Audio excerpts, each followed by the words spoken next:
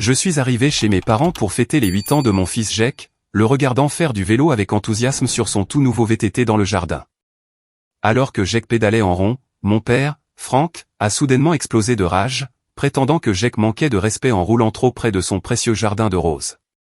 Sans avertissement, Frank a attrapé une masse dans le garage et a violemment détruit le vélo pendant que Jake regardait avec horreur, les larmes coulant sur son visage. Ma mère, Carole, a défendu les actions de Frank, disant « Les enfants doivent apprendre les conséquences ». Les deux parents ont refusé de s'excuser auprès de leur petit-fils dévasté. Je me suis précipité aux côtés de Jake alors qu'il se tenait figé par le choc, fixant le métal tordu qui, quelques instants auparavant, était sa possession la plus précieuse. Son nouveau vélo gisait en morceaux sur le béton. Le cadre bleu vif était plié au-delà de toute reconnaissance. Les rayons étaient éparpillés comme des rêves brisés. Les petites épaules de Jake tremblaient tandis que des larmes silencieuses roulaient sur ses joues, son esprit de 8 ans luttant pour comprendre pourquoi son grand-père détruirait quelque chose de si précieux pour lui. « Papy, pourquoi as-tu cassé mon vélo ?» chuchota Jake, sa voix à peine audible au-dessus du bruit de ses reniflements. « J'ai fait quelque chose de mal ?» Frank se tenait au-dessus des débris avec la masse toujours dans les mains, son visage ne montrant aucun remords. Au lieu de répondre à la question déchirante de Jake, il s'est tourné vers moi avec une expression satisfaite qui m'a glacé le sang. « C'était prévu, Dustin », annonça Frank, sa voix calme et calculée. « J'observe ce garçon depuis 20 minutes, attendant le bon moment pour vous donner à tous les deux une leçon sur le respect et la discipline. » Les mots m'ont frappé comme un coup physique.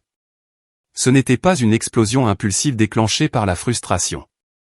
Mon père avait délibérément attendu, observant la joie de mon fils, planifiant le moment exact pour la briser. La cruauté de ce calcul m'a laissé sans voix. Carole s'est avancée, hochant la tête en soutien aux actions de son mari. Nous en discutons depuis des semaines, Dustin. Ton éducation est trop permissive. Jake reçoit tout sans le mériter. Et franchement, nous en avons assez de te voir élever un enfant gâté. Il a 8 ans, ai-je réussi à dire entre mes dents serrées, tirant Jake plus près de moi. C'est son anniversaire. Quel genre de leçon implique de détruire le cadeau d'anniversaire d'un enfant? Frank a appuyé la masse contre le mur du garage avec une lenteur délibérée comme s'il savourait le moment. Le genre de leçon qui enseigne les conséquences du monde réel. Les enfants modernes n'ont aucun respect parce que les parents comme toi leur donnent tout sans exiger qu'ils travaillent pour l'obtenir. Ce vélo a coûté quoi?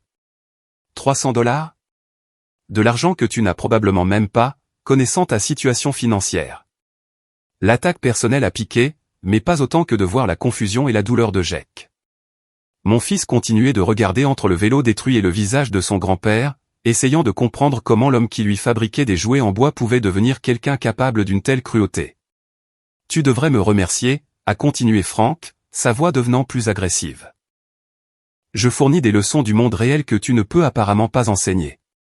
Quand la vie mettra Jake à terre, il se souviendra de ce moment et saura que pleurer ne répare rien. Carole est intervenue avec sa propre critique. Au lieu d'acheter des cadeaux coûteux que tu ne peux pas te permettre, peut-être devrais-tu te concentrer sur l'enseignement à Jake de la valeur du travail acharné. Nous ne t'avons jamais donné tout ce que tu voulais à son âge. Et tu as bien tourné. L'ironie ne m'a pas échappé. J'avais bien tourné malgré leur méthode d'éducation, pas grâce à elle. Mais regardez le visage innocent de Jake se décomposer alors qu'il traitait leur môme rempli d'une rage protectrice que je n'avais jamais ressentie auparavant. « Répare-le, papa » a supplié Jake en tirant sur ma chemise. « Peux-tu réparer mon vélo ?» Peut-être que papy ne voulait pas le casser complètement. L'espoir dans sa voix m'a presque brisé le cœur. Même après avoir été témoin d'une destruction aussi délibérée, mon fils croyait encore en la bonté des gens. Pensait toujours que cela pouvait être un terrible malentendu qui pouvait être réparé. J'exige que vous remplaciez ce vélo immédiatement, ai-je dit à mes parents, luttant pour garder une voix égale pour le bien de Jake. Frank a réellement ri. Un son dénué de chaleur ou d'humour. Cela irait complètement à l'encontre du but de la leçon. Tout l'intérêt est que vous compreniez tous les deux que les actions ont des conséquences. Quelle action? Ai-je explosé. Qu'est-ce qu'un garçon de 8 ans a fait pour mériter de voir son cadeau d'anniversaire détruit? Il roulait négligemment près de mes roses, a répondu Frank avec un calme exaspérant. Quand je lui ai dit de s'éloigner, il m'a ignoré et a continué à rouler. C'est un manque de respect, et le manque de respect a des conséquences. J'ai regardé le jardin de roses en question. Il se trouvait à bien 3 mètres de l'endroit où Jake roulait, pas du tout assez près pour causer des dégâts. Mais même si Jake avait roulé plus près, la réponse était si disproportionnée qu'elle frisait le sadisme. Carole a suggéré ce qu'elle pensait clairement être un compromis raisonnable. Peut-être que cela peut être une opportunité d'apprentissage. Jake peut gagner un nouveau vélo en faisant des corvées et en démontrant un bon comportement au cours des prochains mois. Cela lui apprendra la valeur du travail et de la responsabilité. Plusieurs mois. Je l'ai fixé avec incrédulité. La cruauté désinvolte qu'ils affichaient envers leur propre petit-fils révélait quelque chose de sombre et de contrôlant qui avait probablement toujours été là, caché sous la surface des obligations familiales et des attentes sociales. Je n'arrive pas à croire ce que j'entends, ai-je dit, ma voix creuse de déception. C'est votre petit-fils, il a 8 ans, et vous avez détruit son cadeau d'anniversaire pour lui donner une leçon sur le respect tout en ne lui en montrant absolument aucun. L'expression de Frank s'est durcie. Ne me fais pas la leçon sur le respect, fiston. J'enseigne des leçons sur le respect depuis avant ta naissance. Le problème avec ta génération, c'est que vous pensez que les enfants devraient être traités comme de petits princes et princesses au lieu d'être préparés pour le monde réel. La conversation ne menait nulle part. Mes parents s'étaient convaincus que leurs actions étaient justifiées, voire admirables. Ils ne montraient aucun remords pour les larmes de Jake, aucune reconnaissance des dommages émotionnels qu'ils avaient infligés, aucune volonté de reconnaître que détruire la possession bien-aimée d'un enfant était fondamentalement mauvais, quelle que soit la leçon qu'ils pensaient enseigner. J'ai réalisé alors que les mots ne les atteindraient pas. Ils avaient démontré par leurs actions ce qu'ils pensaient des limites, du respect et des conséquences. Peut-être était-il temps qu'ils subissent eux-mêmes certaines conséquences.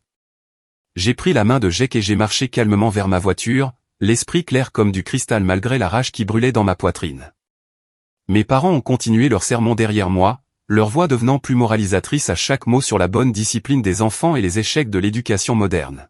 « Où vas-tu, Dustin ?» m'a appelé Carole. Nous n'avons pas fini de discuter de cette situation. Je n'ai pas répondu. Au lieu de cela, j'ai ouvert mon coffre et récupéré ma batte de baseball Louisville Slugger. La même que j'avais utilisée tout au long du lycée quand Frank assistait fièrement à chaque match, applaudissant depuis les gradins et se vantant auprès des autres parents de la moyenne au bâton de son fils. L'expression de Frank est passée de la suffisance à l'inquiétude alors que je passais devant eux vers le garage, où son atelier méticuleusement organisé occupait toute la moitié arrière. Il avait passé 15 ans à construire cet espace, collectionnant des outils de menuiserie vintage, fabriquant un établi sur mesure à la main et réalisant des projets de meubles valant des milliers de dollars. « Attends une minute, Dustin, » a dit Frank, sa voix perdant son assurance. « Qu'est-ce que tu comptes faire avec cette batte ?» Je suis entré dans l'atelier et j'ai examiné la fierté et la joie de Frank.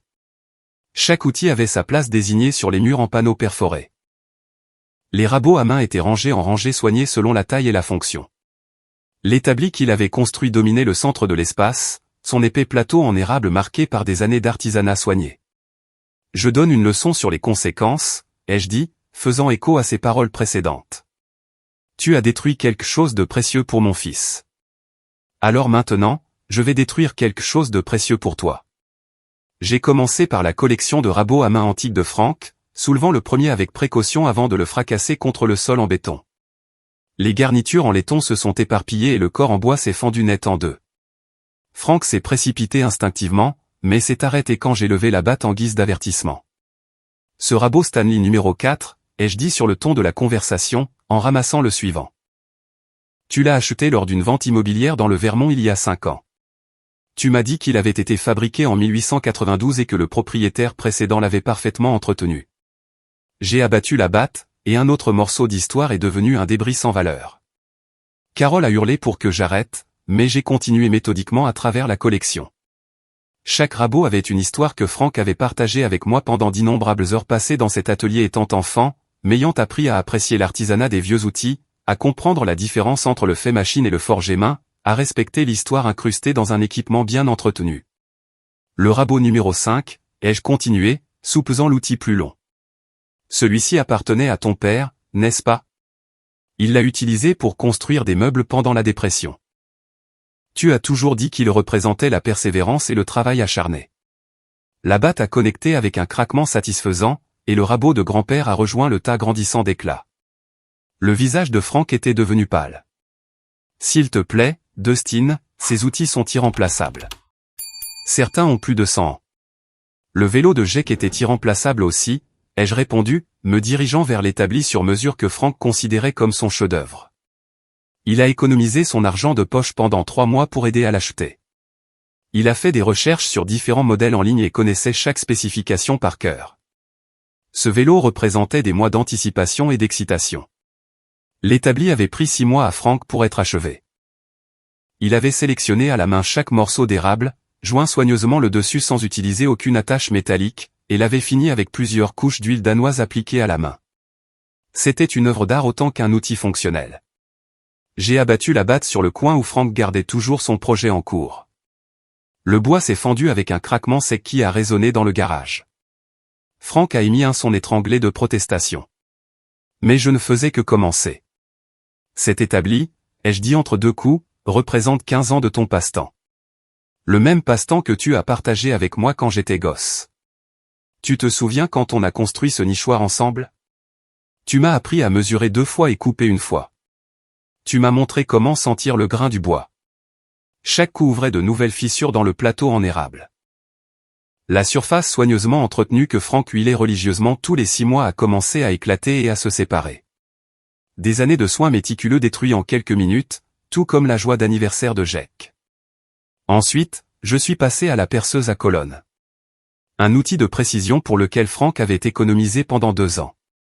La batte a résonné contre le boîtier en métal, bosselant le mécanisme soigneusement calibré. La scie circulaire a suivi, son système de guide s'effondrant sous les impacts répétés. « Arrête cette folie !» a hurlé Carol. « Tu détruis pour des milliers de dollars d'équipement. » Maintenant vous comprenez les conséquences, ai-je dit, tournant mon attention vers la table de défonceuse que Frank avait construite lui-même. Les actions ont des résultats. Quand vous choisissez de blesser un enfant, quelqu'un pourrait choisir de vous blesser en retour. La révélation qui a vraiment choqué mes parents est venue quand je me suis dirigé vers un coin où Frank gardait son projet actuel. Un cheval à bascule qu'il sculptait depuis des mois. Le jouet partiellement terminé montrait un détail et un artisanat incroyable, avec une crinière flottante et une expression douce qui aurait ravi n'importe quel enfant. Tu faisais ça pour le prochain anniversaire de Jake, n'est-ce pas? Ai-je demandé, soupesant le cheval en bois. L'expression de Frank a confirmé mes soupçons. Quelle attention! Dommage qu'il ne le verra jamais fini. J'ai abattu la batte sur la tête délicate du cheval, fendant les traits sculptés que Frank avait mis des semaines à perfectionner. L'ironie était écrasante. Mon père avait passé des mois à créer quelque chose de beau pour son petit-fils, seulement pour détruire le trésor actuel de ce même petit-fils. Dans un moment de jugement cruel, Frank s'est effondré sur une chaise voisine, regardant impuissant alors que 15 ans de collection soigneuse et d'artisanat patient devenaient du petit bois. Chaque outil contenait des souvenirs de projets terminés, de compétences développées et de satisfaction tranquille gagnée par un travail dévoué.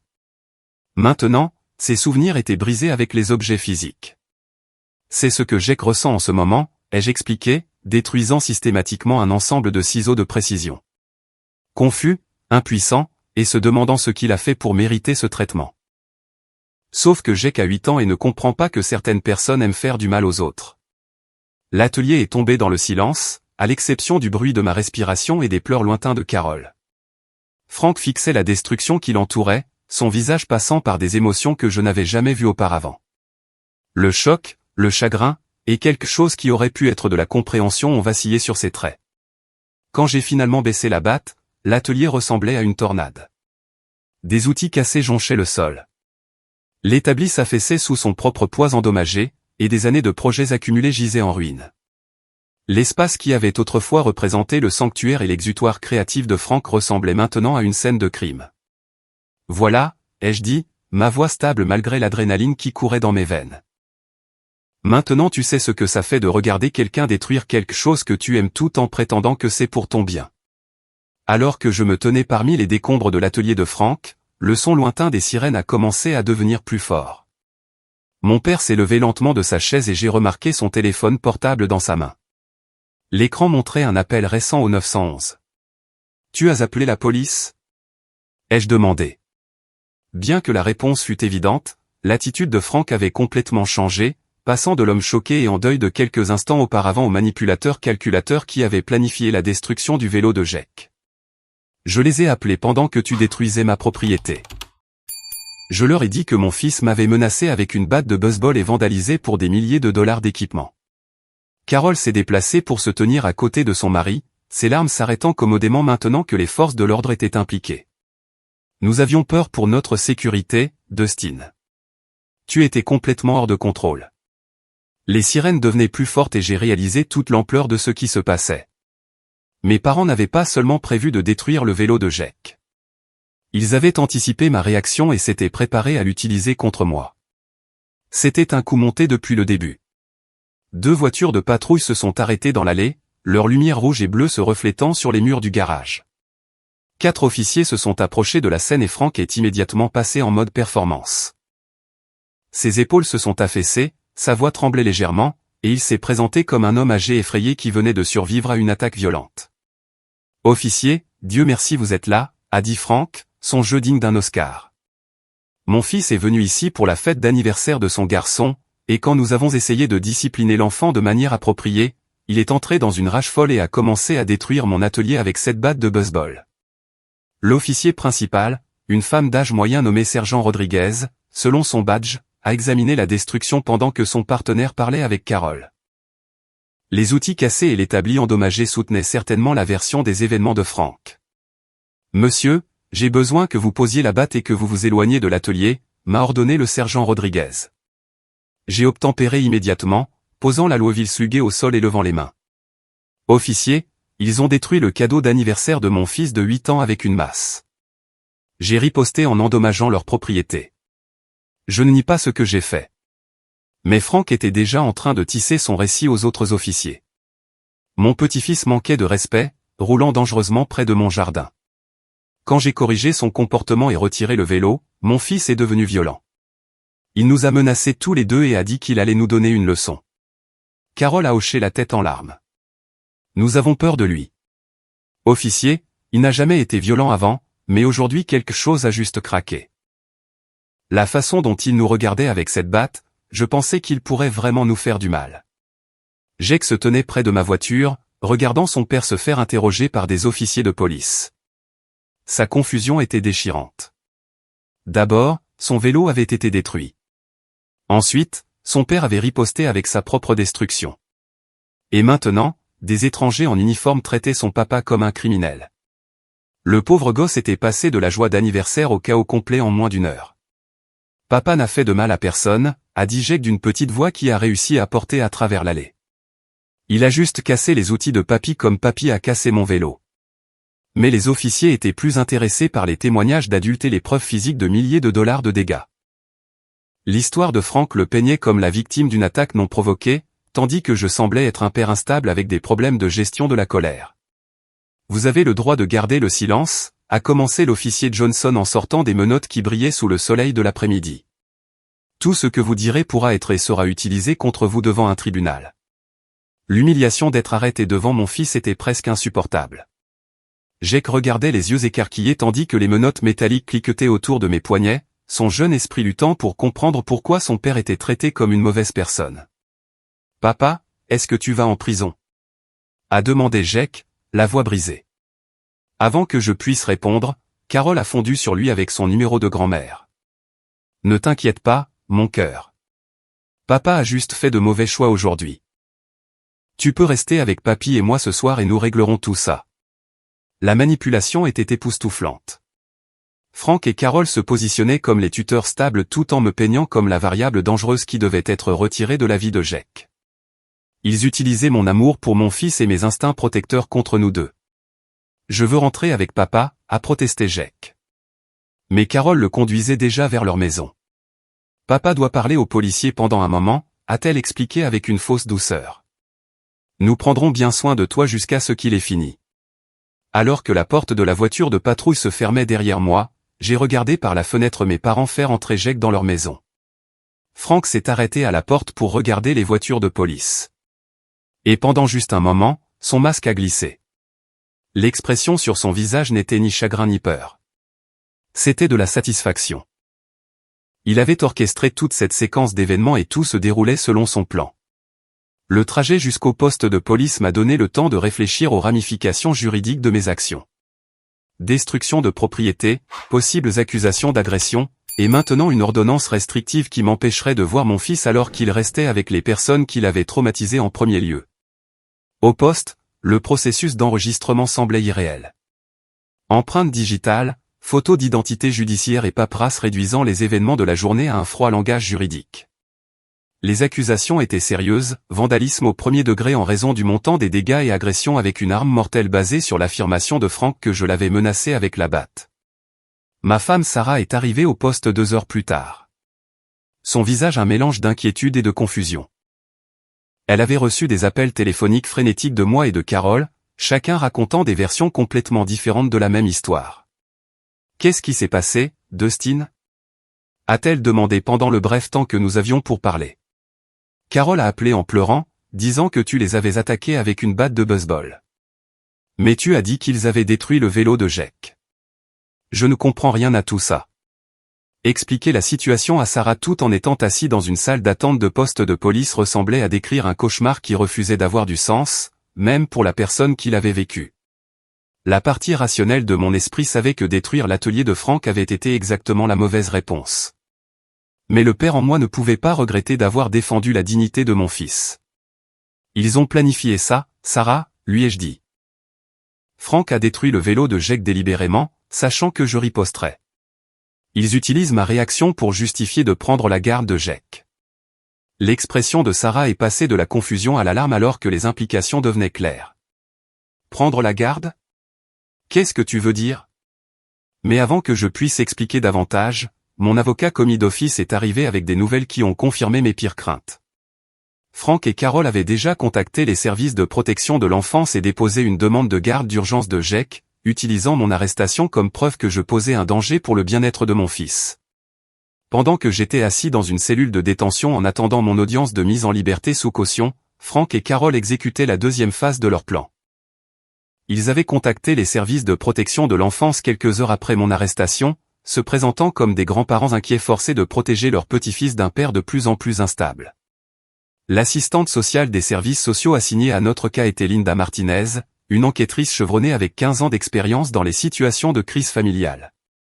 Elle est arrivée chez Franck et Carole ce soir-là pour mener un entretien préliminaire avec Jake et évaluer ses besoins immédiats de sécurité. Au moment où Linda est arrivée, mes parents avaient passé des heures à préparer Jake pour sa visite. Ils avaient positionné l'incident du vélo comme un exemple dans un schéma de mauvaise décision parentale de ma part. Franck avait dit à Jake que papa avait fait de très mauvais choix et pourrait avoir besoin de partir un moment pour apprendre à mieux se comporter. Parfois les grands font des erreurs, mon cœur, a expliqué Carole à Jake de sa voix la plus maternelle. Quand cela arrive, d'autres grands doivent intervenir pour garder les enfants en sécurité. C'est pourquoi tu restes avec grand-père et moi pour l'instant. Linda a trouvé Jake abattu et confus, ce qu'elle a noté dans son rapport.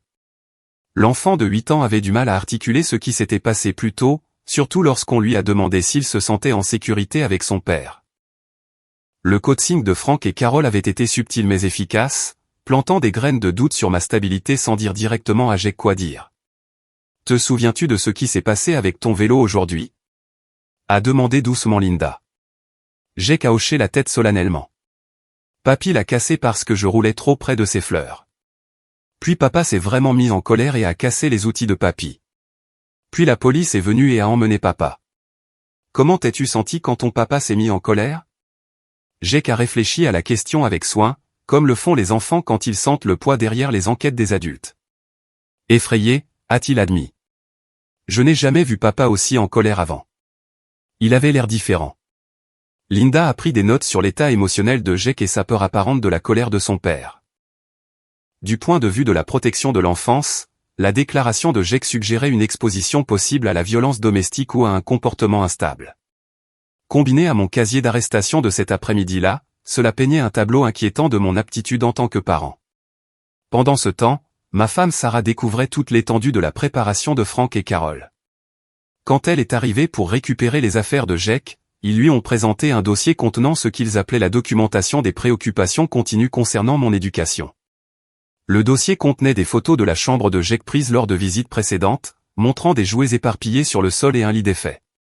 Franck et Carole avaient étiqueté ces images comme preuve de négligence et de manque de structure dans notre foyer. Ils incluaient des notes sur les fois où Jake était resté debout après 21 heures, les cas où il avait mangé des bonbons avant le dîner, et les occasions où on lui avait permis de sauter les corvées pour jouer avec des amis. Nous sommes inquiets depuis des mois, a confié Carol à Sarah avec une inquiétude feinte. Dustin semble dépassé par les responsabilités de la paternité. Nous avons essayé d'offrir des conseils, mais il se met sur la défensive et nous accuse d'interférer. La documentation comprenait également des déclarations de témoins de voisins qui m'avaient observé élever la voix sur Jake lors de séances de jeu en plein air. Ce qu'ils avaient réellement vu, c'était des interactions normales entre un père et un fils jouant à la balle ou faisant du vélo. Mais Frank et Carol les avaient recadrés comme preuve de comportement agressif envers un enfant. Le plus dommageable était une série d'enregistrements audio que Carol avait fait lors de visites récentes. Elle enregistrait secrètement des conversations avec Jake depuis des semaines, posant des questions orientées sur les moments où papa était frustré ou devait le discipliner. Grâce à un montage soigné, elle avait créé une compilation qui me faisait paraître dur et potentiellement abusif. Écoute celui-ci du mois dernier, a dit Carol en jouant un enregistrement où la voix de Jake pouvait être entendue disant « Papa m'a crié dessus et a dit que j'étais mauvais ». Le contexte de la conversation originale manquait, mais les mots de l'enfant semblaient alarmants une fois isolés. Sarah écoutait avec une horreur croissante alors que mes parents révélaient l'étendue de leur surveillance et de leur documentation. Ils construisaient un dossier contre mon éducation depuis des mois, collectant des preuves et des déclarations de témoins comme des procureurs se préparant pour un procès. Nous avons consulté un avocat la semaine dernière, a admis Frank. Il se spécialise dans les affaires de droit des grands-parents. Étant donné l'arrestation de Dustin aujourd'hui et ce modèle de comportement préoccupant, nous pensons pouvoir offrir à Jake un environnement familial plus stable. L'avocat que Frank avait consulté était Martin Webb, un spécialiste du droit de la famille qui avait aidé avec succès plusieurs clients grands-parents à obtenir la garde de petits-enfants de parents jugés inaptes par les tribunaux.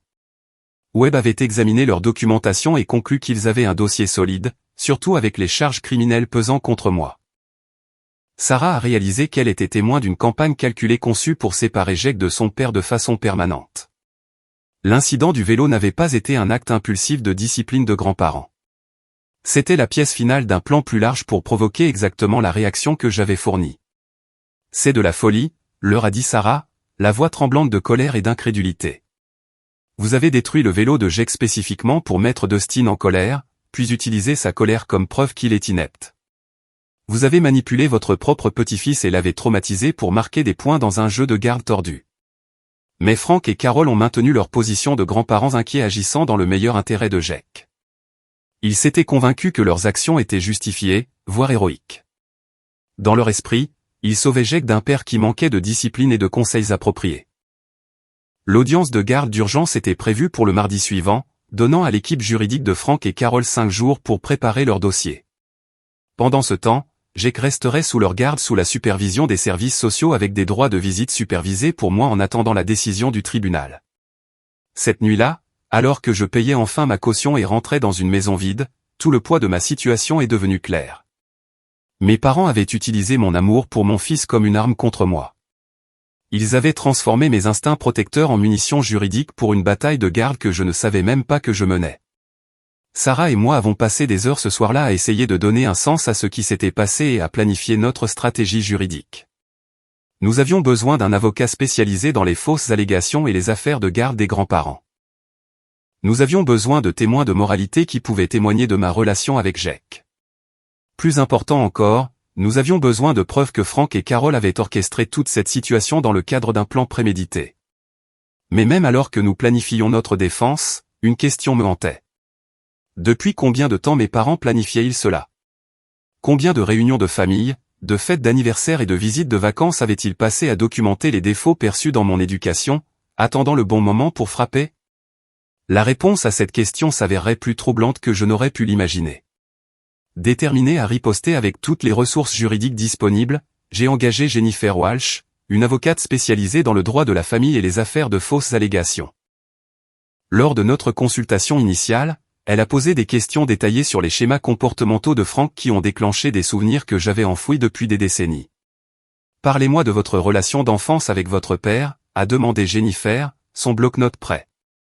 Y a-t-il eu des incidents où il a détruit vos affaires en guise de punition? La question m'a frappé comme un coup physique. Soudain, je me suis souvenu de mon 10e anniversaire quand Franck m'avait offert un kit de modèle réduit d'avion seulement pour fracasser l'avion terminé une semaine plus tard quand j'avais oublié de sortir les poubelles. À l'époque, j'avais accepté son explication selon laquelle les conséquences enseignent la responsabilité. Maintenant, je reconnaissais le même comportement de contrôle qu'il avait affiché avec Jake. Il y a eu plusieurs incidents, ai-je admis, ma voix creuse alors que des souvenirs refoulés faisaient surface. Il me donnait quelque chose que je voulais puis le détruisait quand je le décevais. J'ai toujours pensé que c'était une discipline normale. Jennifer a pris de nombreuses notes alors que je racontais des épisodes oubliés de mon enfance. Franck avait brûlé mes cartes de baseball quand j'étais rentré tard de chez un ami. Il avait donné mon vélo à une œuvre de charité quand je l'avais laissé dans l'allée au lieu du garage. Il avait jeté des semaines de devoirs quand mon bulletin montrait une seule note B parmi les A.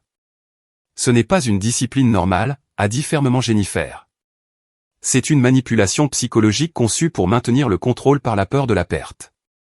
Nous devons documenter ces schémas comme preuve du caractère de votre père.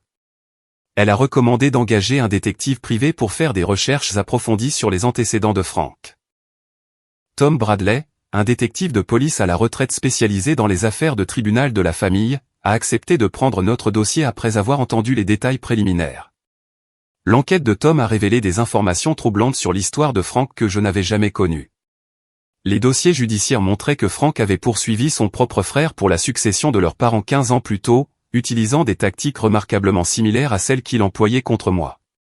Franck avait accusé son frère de maltraitance sur personne âgée, déposé des ordonnances restrictives et tenté de le faire déclarer mentalement incompétent.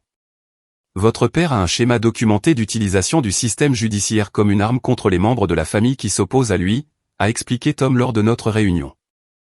L'affaire contre votre oncle a finalement été rejetée, mais pas avant que Franck n'ait réussi à l'isoler de la famille et à contrôler l'héritage. Des témoins de moralité de cette affaire antérieure ont décrit Franck comme vindicatif et calculateur lorsqu'il était contrarié, capable de maintenir des tromperies élaborées pendant des mois ou des années pour atteindre ses objectifs. Son frère avait finalement déménagé dans un autre état pour échapper au harcèlement de Franck, abandonnant toute revendication sur la propriété de leurs parents juste pour trouver la paix. La découverte la plus choquante est venue lorsque Tom a localisé les dossiers médicaux de mon pédiatre d'enfance.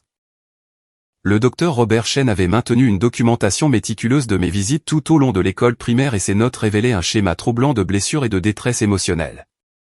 Patient présenté avec des côtes contusionnées, lisez une entrée de quand j'avais 7 ans. Le père signale un accident de vélo mais le schéma de blessure est incompatible avec l'incident décrit. Patient réticent à discuter des détails. Recommande un suivi dans 2 semaines. Une autre entrée à l'âge de 9 ans notait, patient présentant des signes d'anxiété et de dépression. Signale une destruction fréquente d'effets personnels à la maison comme mesure disciplinaire. Le père explique cela comme l'enseignement de la responsabilité, mais la réponse émotionnelle du patient suggère un traumatisme. Le docteur Chen avait documenté plus d'une douzaine de visites où mes blessures ou mon état émotionnel soulevaient des inquiétudes sur mon environnement familial, mais le charme de Franck et ses explications crédibles avaient empêché tout rapport formel au service de protection de l'enfance.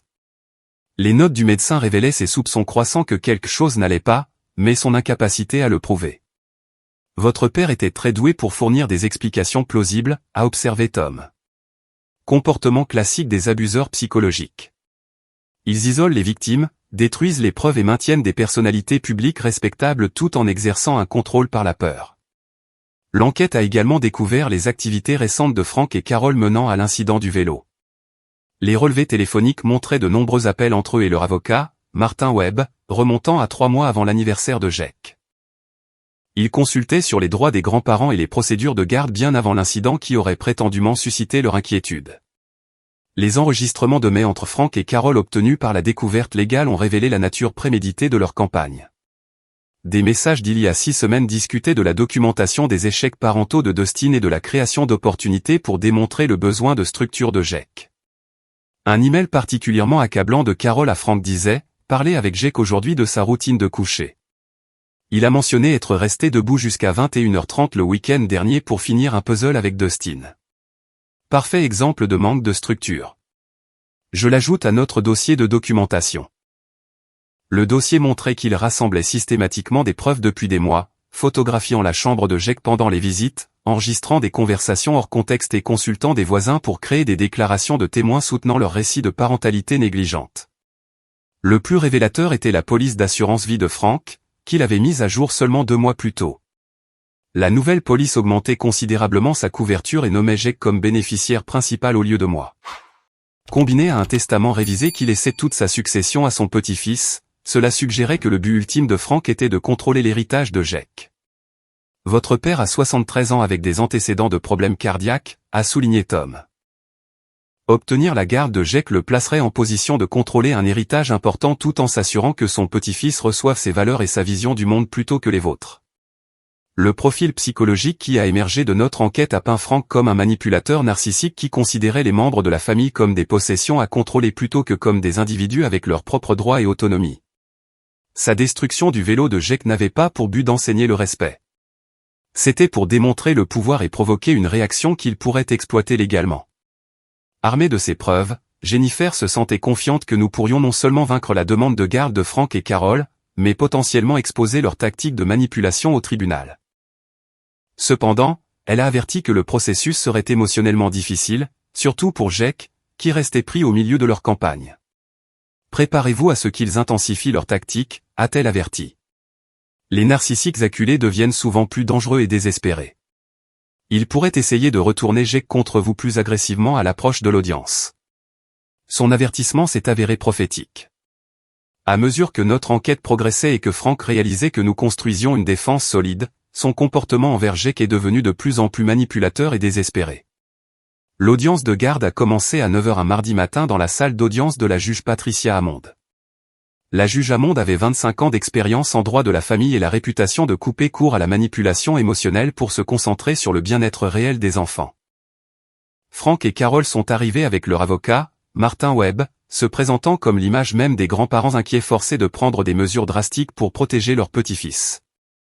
Frank portait son meilleur costume et se portait avec la dignité d'un homme faisant des sacrifices douloureux mais nécessaires pour la famille. Martin Webb a ouvert leur dossier en me présentant comme un père instable dont l'explosion violente représentait un modèle croissant de mauvais jugement et de problèmes de gestion de la colère. Il a affiché des photos de l'atelier détruit, soulignant les milliers de dollars de dégâts et la présence de mon fils lors de l'attaque présumée. Votre honneur, a plaidé Webb, mes clients ne cherchent pas la garde par méchanceté ou manipulation. Ils cherchent la garde parce qu'ils ont été témoins de première main de la réaction violente de leur fils à une discipline raisonnable, et ils craignent pour la sécurité de leur petit-fils. Frank a pris la barre des témoins en premier, livrant une performance digne d'un acteur chevronné. Sa voix tremblait d'émotion alors qu'il décrivait sa peur quand je l'aurais prétendument menacé avec la batte de baseball. Il a parlé avec amour de Jake, exprimant son chagrin face à la nécessité de demander la garde à son propre fils. Je n'ai jamais voulu en arriver là, a témoigné Frank, tamponnant ses yeux avec un mouchoir. Mais quand j'ai vu la rage dans les yeux de Dustin, la façon dont il regardait sa propre mère et son père avec une telle haine, j'ai su que nous ne pouvions plus ignorer le danger. Webb a guidé Frank à travers la documentation qu'ils avaient compilée, présentant chaque photo et enregistrement comme preuve d'un foyer manquant de structure et de discipline appropriée. Le témoignage de Frank me peignait comme permissif au point de la négligence, permettant à Jake de veiller trop tard, de manger des aliments malsains et d'éviter les responsabilités. Jake a besoin de cohérence et de limites, a conclu Frank. Les enfants s'épanouissent avec des attentes et des conséquences claires. Ma femme et moi pouvons fournir l'environnement stable que Jake mérite. Le témoignage de Carol a suivi le même script, soulignant leurs préoccupations concernant le développement émotionnel de Jake sous mon influence. Elle a parlé en larmes de regarder son petit-fils devenir de plus en plus provoquant et irrespectueux lors des visites chez nous. Mais le contre-interrogatoire de Jennifer Walsh a systématiquement démantelé leur crédibilité. Elle a commencé par questionner Frank sur ses méthodes d'éducation avec moi durant mon enfance, le forçant à expliquer le schéma de biens détruits documenté dans les dossiers médicaux du Dr Chen. Monsieur Thompson, est-il vrai que vous avez brûlé la collection de cartes de baseball de votre fils quand il avait 11 ans? A demandé Jennifer. Frank a bougé inconfortablement. J'ai peut-être disposé de certains objets comme mesure disciplinaire. Les enfants doivent apprendre que le comportement négligent a des conséquences. Et vous avez jeté des semaines de ses devoirs quand il a reçu une note B en mathématiques? L'excellence académique était importante dans notre foyer, a répondu Frank défensivement. Dustin devait comprendre que la médiocrité était inacceptable. Jennifer a présenté les dossiers du pédiatre, forçant Frank à expliquer pourquoi son fils avait souffert d'un nombre inhabituel d'accidents et de troubles émotionnels tout au long de l'école primaire. Les tentatives de Franck pour rejeter la documentation médicale comme les opinions d'un médecin trop prudent sonnaient creux face aux notes détaillées du docteur Chen. Le tournant est venu lorsque Jennifer a introduit la preuve par email montrant la campagne préméditée de Franck et Carole contre mon éducation. Le visage de Franck a pâli alors que ses propres mots étaient lus à voix haute au tribunal, révélant la nature calculée de leurs efforts de documentation. Monsieur Thompson, vous avez écrit dans un email daté du 15 mars, nous devons créer des opportunités pour démontrer le besoin de structure de GEC. Que vouliez-vous dire par « créer des opportunités » a demandé Jennifer. Franck a lutté pour expliquer la correspondance accablante. Sa façade contrôlée a commencé à se fissurer alors que Jennifer exposait les mois de planification qui avaient précédé l'incident du vélo. Le récit de l'inquiétude spontanée des grands-parents s'est effondré sous le poids de la préméditation documentée. N'est-il pas vrai, monsieur Thompson, que vous avez détruit le vélo de GEC spécifiquement pour provoquer la réaction de votre fils? Sachant que vous pourriez utiliser cette réaction pour soutenir cette demande de garde? A pressé Jennifer. C'est absolument faux. A explosé Franck, son masque glissant finalement complètement. J'ai détruit ce vélo pour apprendre au garçon un peu de respect. Dustin l'a élevé pour être mou et se croire tout permis, tout comme sa génération élève tous ses enfants. La juge Amonde a observé l'explosion de Franck avec intérêt, notant à quel point son personnage de grand-père sympathique s'était rapidement transformé en quelque chose de bien plus laid. L'homme à la barre ressemblait peu aux grands-parents doux et inquiets de son témoignage d'ouverture. Le moment culminant est venu lors de l'entretien de GEC avec la juge. Malgré des semaines d'influence de Franck et Carole, l'honnêteté naturelle de mon fils de 8 ans a percé à travers leurs tentatives de manipulation. GEC, peux-tu me dire ce qui s'est passé avec ton vélo le jour de ton anniversaire? A demandé doucement la juge Amonde. La réponse de GEC a été dévastatrice pour le dossier de Franck. Papy a dit que je roulais trop près de ses fleurs, mais je n'étais pas vraiment prêt. Puis il a pris son gros marteau et a tout cassé mon vélo. Quand j'ai pleuré, Papy a dit, pleurer ne répare rien, et j'avais besoin d'apprendre les conséquences. Comment cela t'a-t-il fait sentir?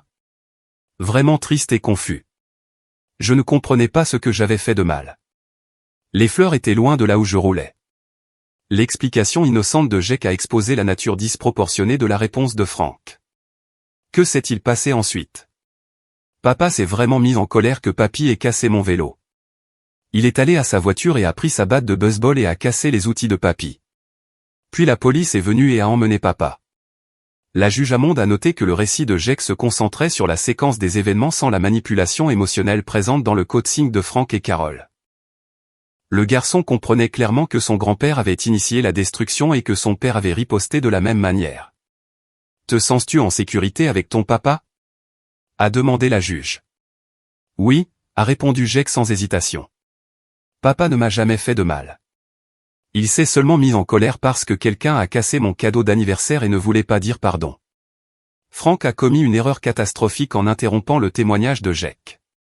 Incapable de se contrôler alors que son dossier s'effondrait, il s'est levé et s'est adressé directement au garçon. GEC, souviens-toi de ce dont nous avons parlé, a dit Franck avec urgence. Tu dois dire la vérité sur les problèmes de colère de ton papa. Souviens-toi comment nous avons répété. Le marteau de la juge Amonde s'est abattu durement. Monsieur Thompson, asseyez-vous immédiatement. Vous n'avez pas à coacher le témoignage de cet enfant dans ma salle d'audience. Mais le mal était fait. L'explosion de Franck révélait exactement ce que Jennifer avait soutenu, qu'il manipulait le témoignage de GEC et tentait de retourner l'enfant contre son père. L'instruction spontanée et désespérée de se souvenir comment nous avons répété, a démoli toute crédibilité restante. Votre honneur, a dit Jennifer quand l'audience a repris.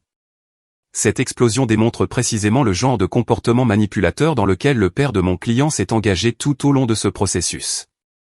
Il ne peut même pas se retenir de tenter de contrôler le témoignage dans votre salle d'audience. La décision de la juge Amonde a été rapide et décisive.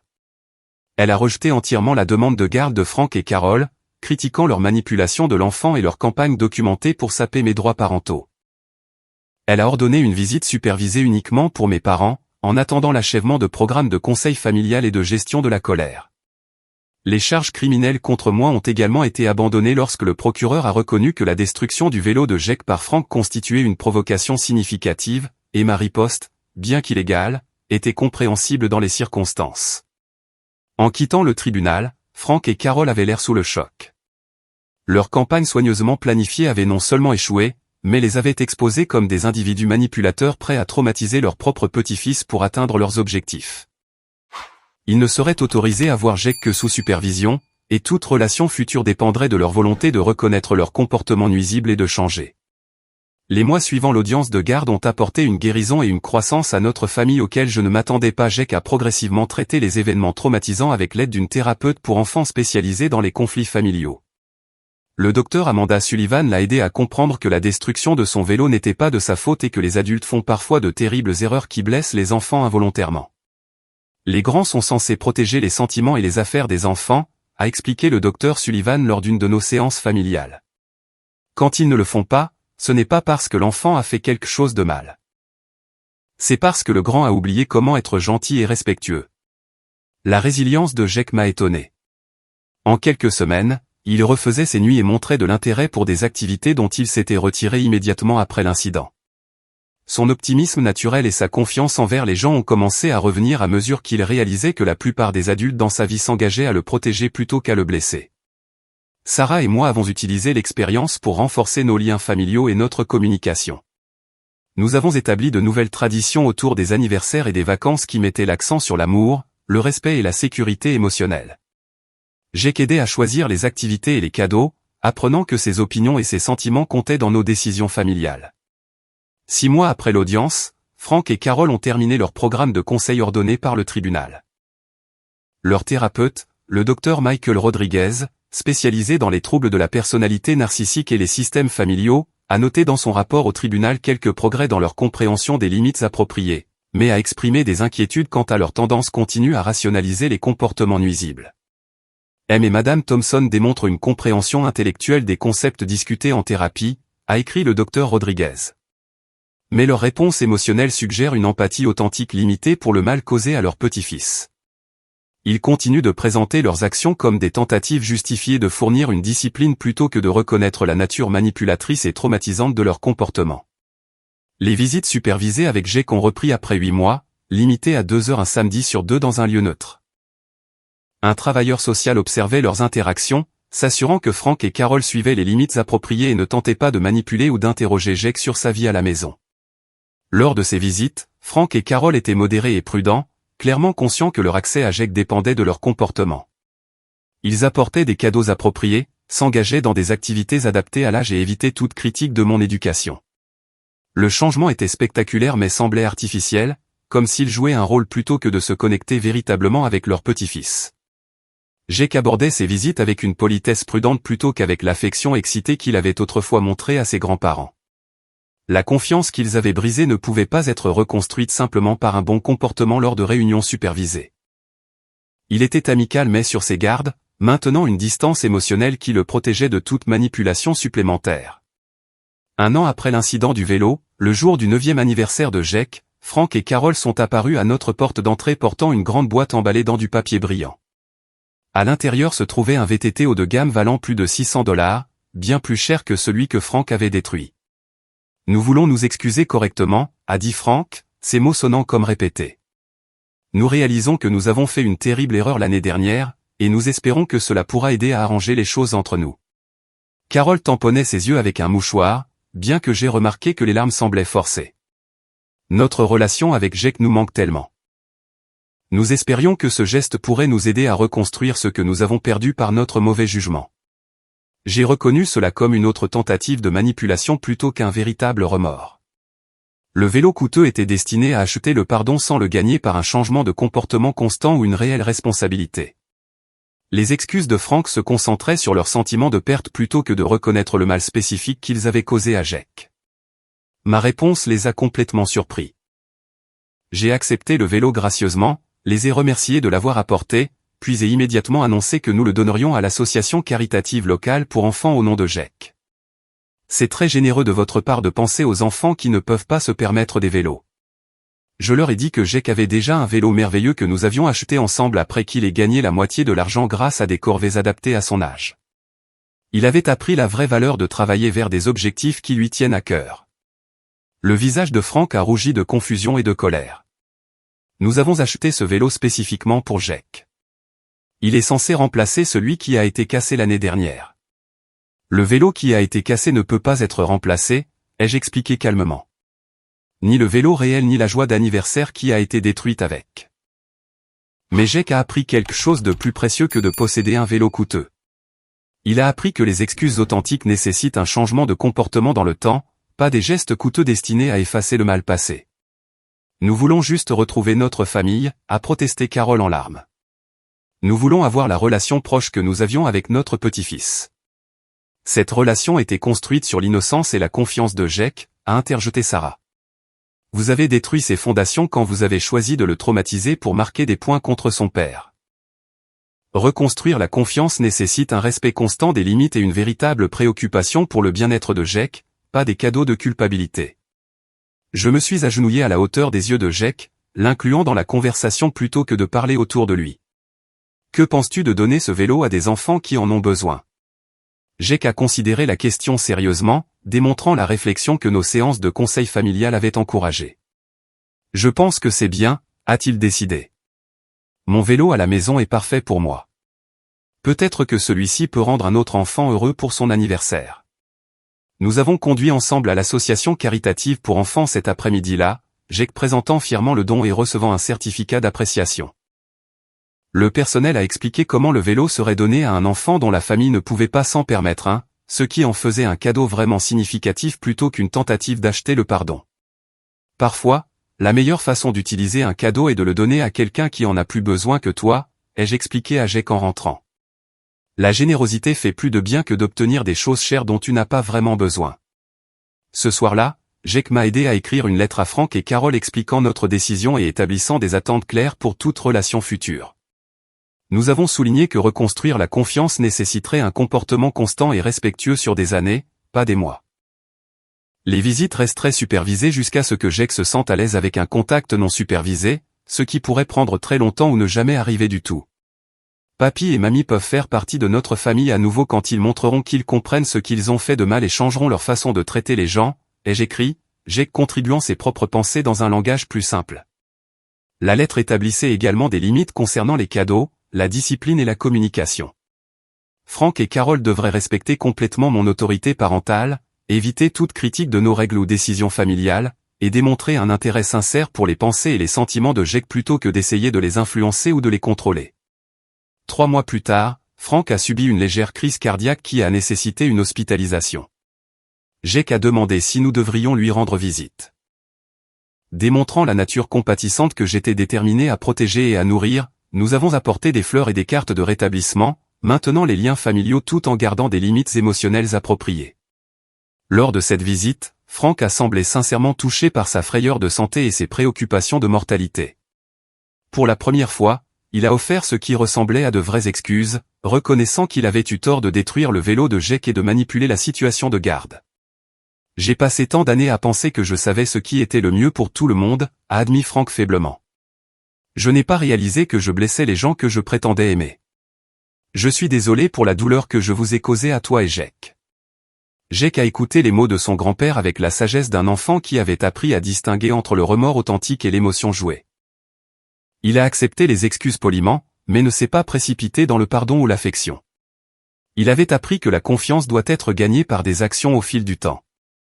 En quittant l'hôpital, Jack a posé des questions réfléchies sur le pardon et les secondes chances qui montraient que sa maturité émotionnelle avait grandi bien au-delà de ses 9 ans.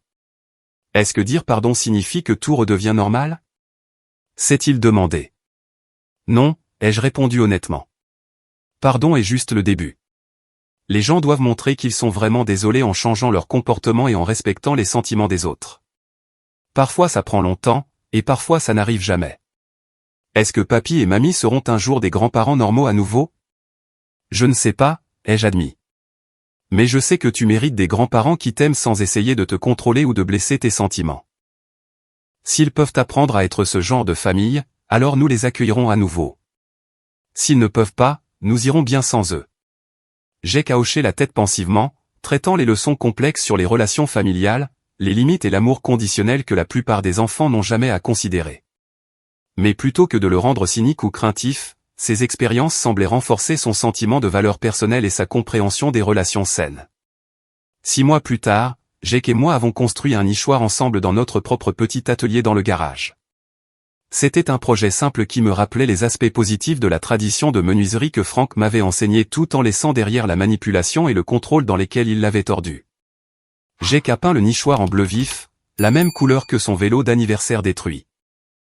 Quand je lui ai demandé pourquoi ce choix de couleur, il a souri et a dit « Ça me rappelle que les choses tristes peuvent devenir des choses joyeuses quand les bonnes personnes aident à les réparer. » Le nichoir est accroché dans notre jardin maintenant, abritant une famille de troglodytes qui revient chaque printemps. Jake les nourrit régulièrement et a appris à identifier leurs appels et comportements. Il comprend que créer des espaces sûrs pour les créatures vulnérables est l'une des responsabilités les plus importantes de la vie. Frank et Carol voient Jake occasionnellement maintenant, toujours sous supervision et avec des limites strictes en place. Leur relation ne reviendra jamais à ce qu'elle était avant. Ils ont choisi de prioriser le contrôle sur l'amour. Mais Jake apprend à naviguer dans les relations familiales complexes avec une grâce et une sagesse qui le serviront bien tout au long de sa vie. Le certificat de l'association caritative pour enfants est accroché encadré dans la chambre de Jake, un rappel que la générosité et la gentillesse créent une satisfaction plus durable que les possessions coûteuses ou la vengeance. Il mentionne souvent l'enfant inconnu qui a reçu le vélo donné, se demandant si cela a rendu son anniversaire aussi spécial que son vélo original avait rendu le sien. Plus important encore, Jake a appris qu'il mérite d'être traité avec respect et gentillesse par tout le monde dans sa vie, y compris les membres de la famille. Il comprend que l'amour ne justifie pas un comportement nuisible et qu'il a le droit de se protéger des gens qui essaient de le blesser, même si ces gens prétendent se soucier de lui. Quant à moi, j'ai appris que protéger le bien-être émotionnel de mon fils vaut n'importe quelle conséquence juridique ou conflit familial. Certains principes sont non négociables, et le droit d'un enfant à se sentir en sécurité et valorisé dans sa propre famille figure en tête de cette liste. La masse que Frank a utilisée pour détruire le vélo de Jake trône maintenant dans notre garage, transformée en rappel d'une leçon apprise. Pas la leçon que Frank avait l'intention d'enseigner sur les conséquences et le respect, mais une leçon plus profonde sur le fait de tenir tête aux brutes quelle que soit leur relation avec vous et de protéger les innocents de ceux qui leur feraient du mal à leur propre fin tordue. Avez-vous déjà eu à faire un choix difficile pour protéger quelqu'un que vous aimez de membres de la famille qui prétendent avoir leurs meilleurs intérêts à cœur? Comment avez-vous équilibré la loyauté familiale avec le fait de faire ce qui était juste? Nous aimerions entendre vos pensées et expériences dans les commentaires ci-dessous. Merci d'avoir écouté notre histoire. J'espère qu'elle vous rappelle que les enfants méritent des adultes qui protègent leur joie plutôt que de la détruire et que parfois la chose la plus aimante que nous puissions faire est de fixer des limites fermes avec les gens qui refusent de respecter les autres. Veuillez aimer cette vidéo si elle a résonné en vous. Abonnez-vous pour plus d'histoires de la vie réelle sur les dynamiques familiales et la défense de ce qui est juste. Et partagez-la avec quiconque pourrait bénéficier d'entendre parler de l'importance de protéger la sécurité émotionnelle des enfants. Prenez soin de vous et des enfants dans vos vies.